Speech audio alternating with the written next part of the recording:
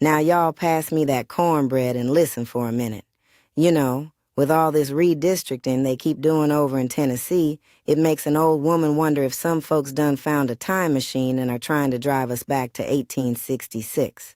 Every time I hear about maps getting redrawn and communities getting split up, I start side-eyeing folks like a cat looking at a rocking chair. And here's the funny part. If somebody was trying to erase black folks from Memphis, they sure didn't do a very good job. Memphis has stood the test of time through slavery, Reconstruction, Jim Crow, segregation, and everything else.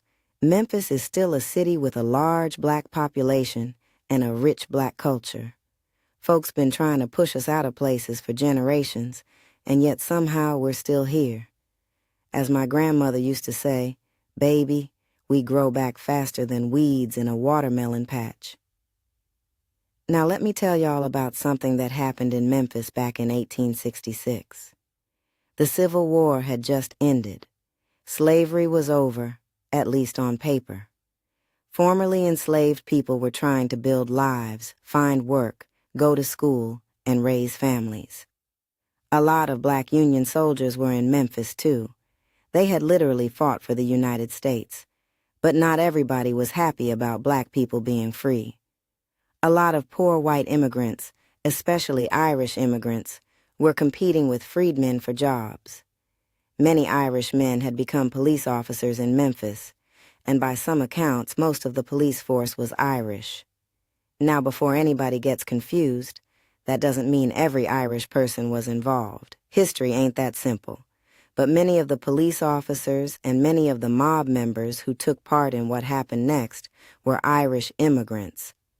The trouble started when black Union veterans got into an altercation with police officers. Tempers flared, punches were thrown, shots were fired, and rumors spread all over town that black people were staging some kind of uprising. You know how folks are. Give some people half a rumor and they'll turn it into a whole movie before supper. Well, those rumors gave angry white mobs an excuse to attack black neighborhoods. For 3 days, mobs went through Memphis burning homes, schools, and churches. They beat people, shot people, and terrorized families. By the time it was over, about 46 black people had been killed and more than 70 wounded. On the white side, 2 people were killed and about 8 wounded. That right there tells you something. That's why historians usually call it the Memphis Massacre instead of a riot. One of the most important witnesses afterward was a woman named Frances Thompson. Frances testified before Congress about the violence she experienced and witnessed. Her testimony helped expose what happened in Memphis.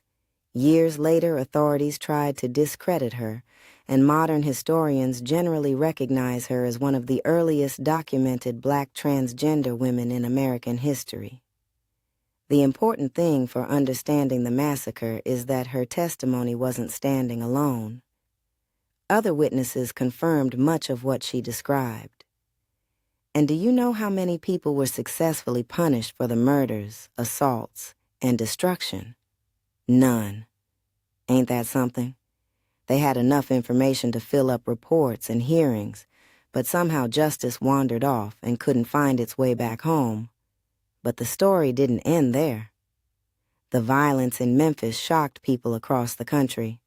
It helped convince Congress that the federal government needed to do more to protect the rights of formerly enslaved people. The massacre became one of the events that helped build support for the 14th Amendment, which guaranteed citizenship and equal protection under the law. So when people talk about history, don't think of it as some dusty old book sitting on a shelf. History is about power. Who has it? Who doesn't? Who gets protected? Who gets ignored? That's why I pay attention when politicians start moving lines on maps. Sometimes a map is just a map. Sometimes it's a clue, and old folks like me have lived long enough to know the difference. Now enough of Grandma's history lesson.